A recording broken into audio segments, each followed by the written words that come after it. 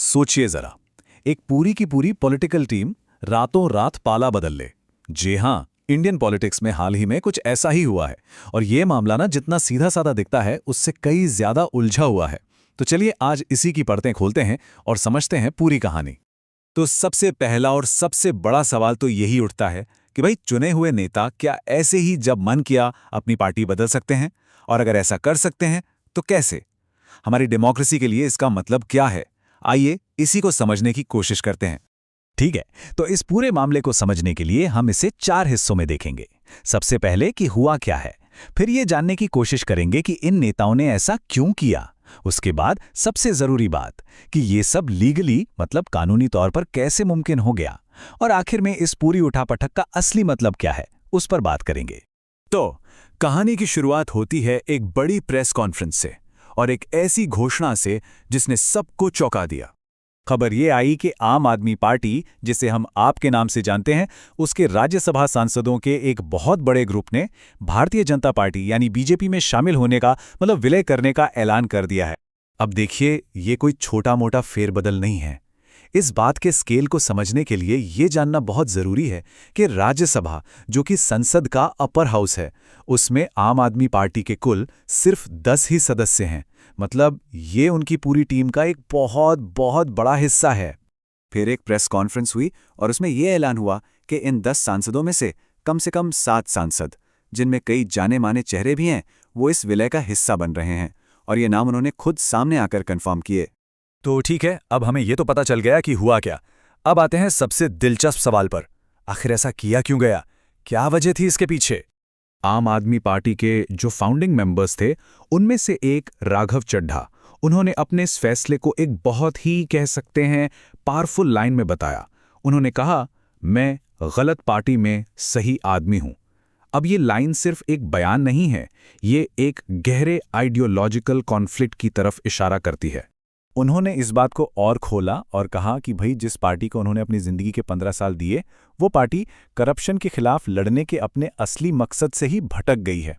उनका दावा है कि पार्टी अब भ्रष्ट और समझौतावादी लोगों के हाथ में चली गई है और इसी वजह से उन्हें ये बड़ा कदम उठाना पड़ा। अच्छा, एक और बड़ा नाम इसमें शामिल था, डॉक्टर संदीप पाठक, जो आईआईटी के पूर्व प्रोफेसर हैं। उन्होंने अपनी बात रखते हुए कहा कि उनका पॉलिटिक्स में आने का एक ही मकसद था, देश की सेवा करना, बस। डॉक्टर पाठक ने बताया कि वो एक ऐसे मोड़ पर खड़े थे, एक चौराहे पर, जहां उनके सामने 3 रास्ते थे।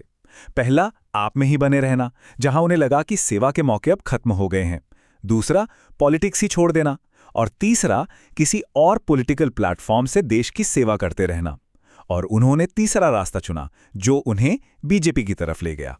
तो अब सवाल आता है कि ये सब लीगली, कानूनी तौर पर कैसे मुमकिन है? और यहीं पर यह कहानी और भी इंटरेस्टिंग हो जाती है, क्योंकि ये पूरा खेल हमारे संविधान के खास नियम पर टिका हुआ है।